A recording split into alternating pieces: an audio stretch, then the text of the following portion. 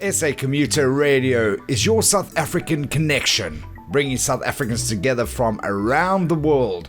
Tune in to www.sacommuter.com and listen to some great content from South Africans, for South Africans, to South Africans all around the world. Follow us on Facebook, Instagram, and Twitter, and listen to the live shows on www.sacommuter.com between 10 a.m. and 4 p.m. Monday to Friday. Live, love, listen. SA Commuter Radio. And you're with Geniene Preston of SA Commuter Radio and TV. And today we're at Meetings Africa 2022 and just so excited to be back in the travel industry. And of course, while I was wandering around, I saw my favorite spot, Northern Cape. And Northern Cape's really close to my heart because I grew up there. And I left, sadly, when I matriculated, I left for Cape Town. So having been back a few times, I really thought it was interesting to get hold of Thami, who's head of department for economics and tourism, and Sharon Lewis, who is head of tourism, and just to catch up with you guys and say what's happening besides the big hole, because I think everybody knows the Northern Cape is a big hole. That's sad, hey? It's like SA Tourism only sees Cape Town as South Africa. Yeah. Pretty much the same. Tell me a little bit about what you guys have been up to and what we can see. And I'd like actually also to come in, So, it's sad. People think the Northern Cape is only about the big hole. The big hole. And that's again just an indication of why domestic tourism is so important. That you go out and South Africans, we discover our own country. Isn't that amazing that we're starting to do that now, and it took a pandemic to do that? It took a pandemic to do that. I've been saying it for the past 20 years. We are a country in one.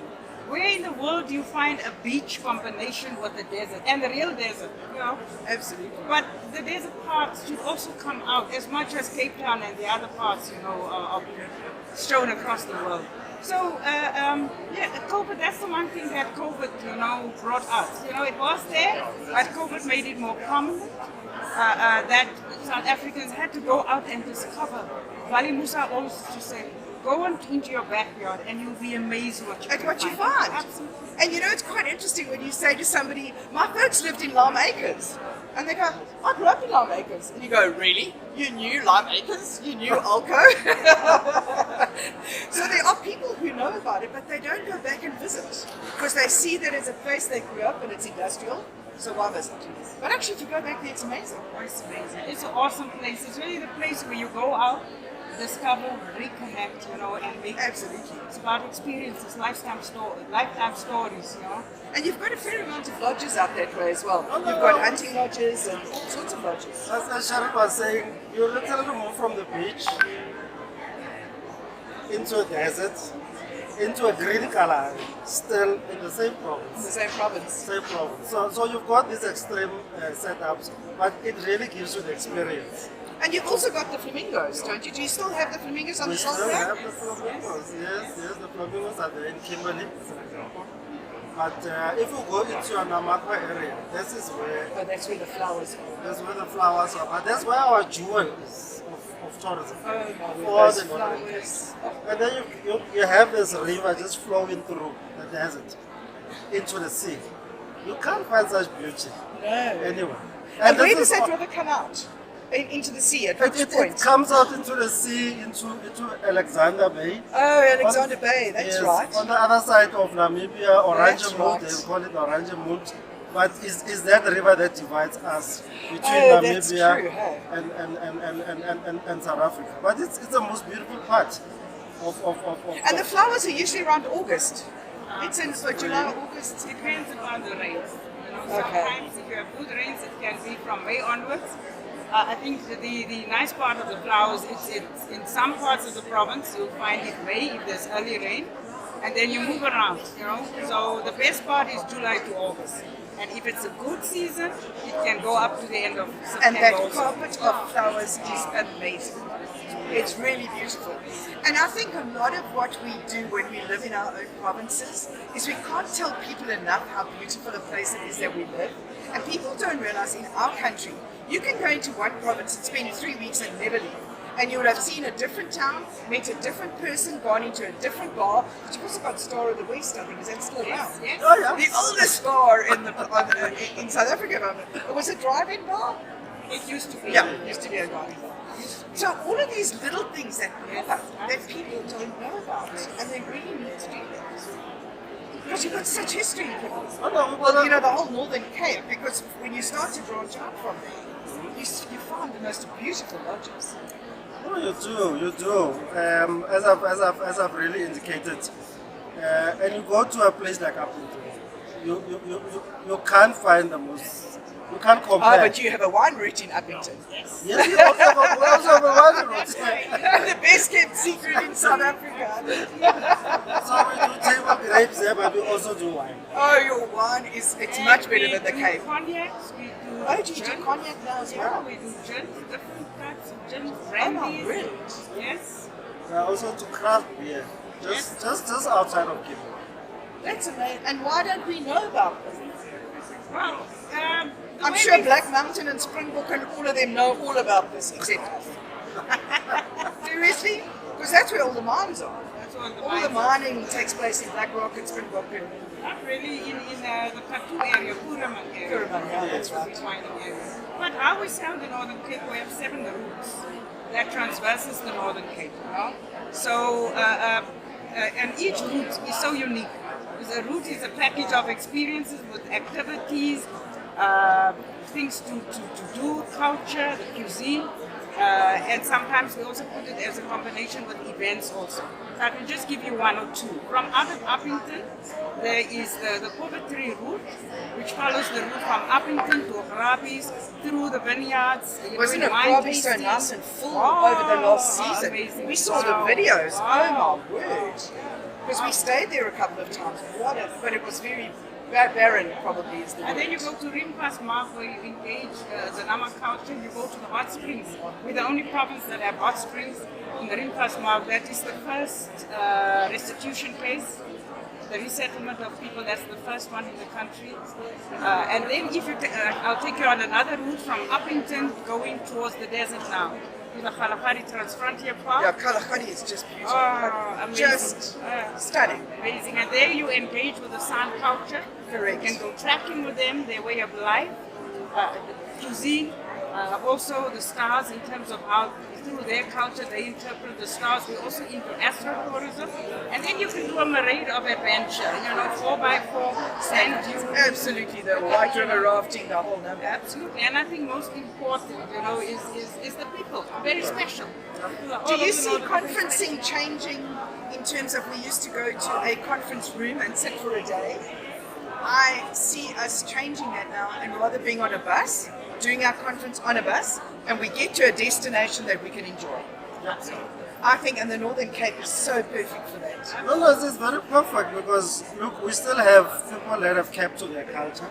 The culture is very strong, especially in your Nama areas there. These little small towns. And the food, the cuisines, whatever they do, a culture that they've just kept it together. It's almost like forgotten people. But but you have to go there to really experience it. The nights, in the morning, listening to all And the I think when stories. people travel, if they travel to Durban, they go via Harrismith. If they travel to Cape Town, they go via Bloemfontein. But they actually forget that you can go via Kimberley. It's a much nicer route because it goes to Victoria West, and it's a much more beautiful route than the route to go on the normal highways. Because, the food on the normal highways is terrible anyway. So you may as well pack your picnic basket and stop along the way. Because you guys have got such lovely stops. We've done that a couple of times. We've gone to Uppington to stop for the wine route, stayed overnight, gone to Springbok, come down that whole west coast of Africa, of South Africa, to Cape Town. Much nicer route. And we're also now doing the road between Middelpost to Sutherland, right? Is that the new one? So we'll find also for people coming from the Western Cape, it's an easier route, and also And Sutherland's got the telescope, doesn't yes, it? that's the and of course Carnarvon has the meerkat. Oh, that's right.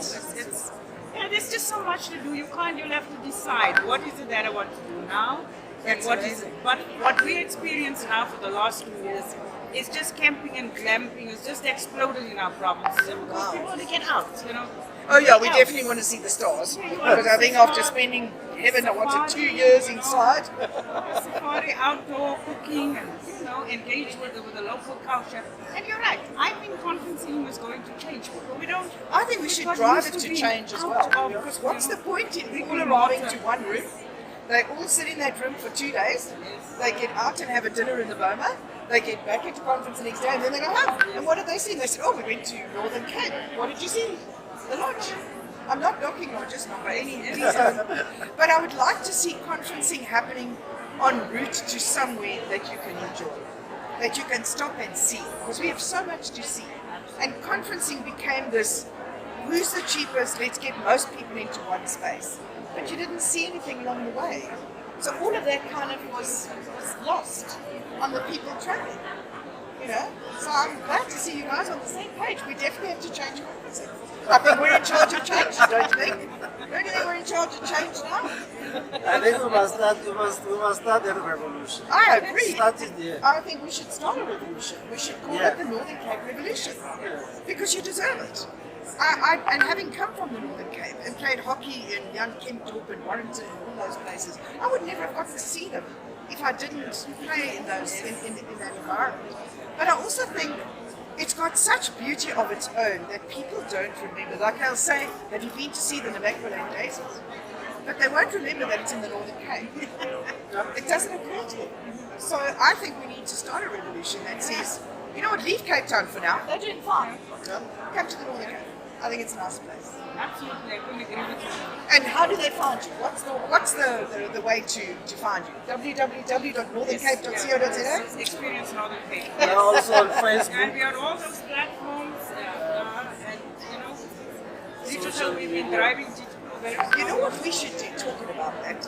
The bikers have it's like a competition, but it's not.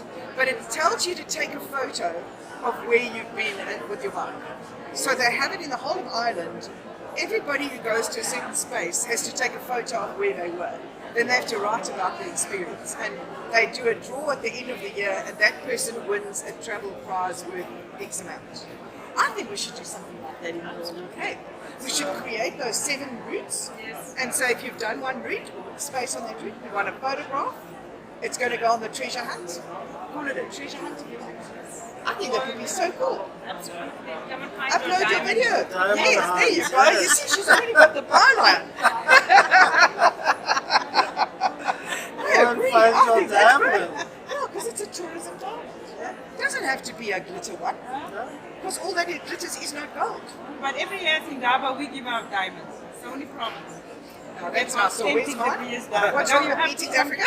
That in Daba. You will have to be in the Northern Cape. I think by the time we get to Indaba, we're going to have started this treasure hunt. Because we need to get all our hosted buyers involved in participating in that.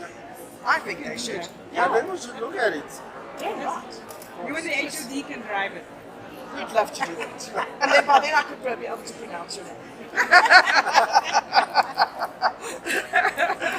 Thank you so much for your time. It's been such a pleasure. It's really been nice to talk to you. Thanks. Thank you so much. Sending the Northern Cape video. Oh, don't worry, I will. I think we'll definitely put this on most of our channels. I'm Geniene Preston and you're with SA Commuter TV. SA Commuter Radio is your South African connection, bringing South Africans together from around the world. Tune in to www.sacommuter.com and listen to some great content from South Africans, for South Africans, to South Africans all around the world. Follow us on Facebook, Instagram, and Twitter, and listen to the live shows on www.sacommuter.com between 10 a.m. and 4 p.m. Monday to Friday. Live, love, listen. SA Commuter Radio.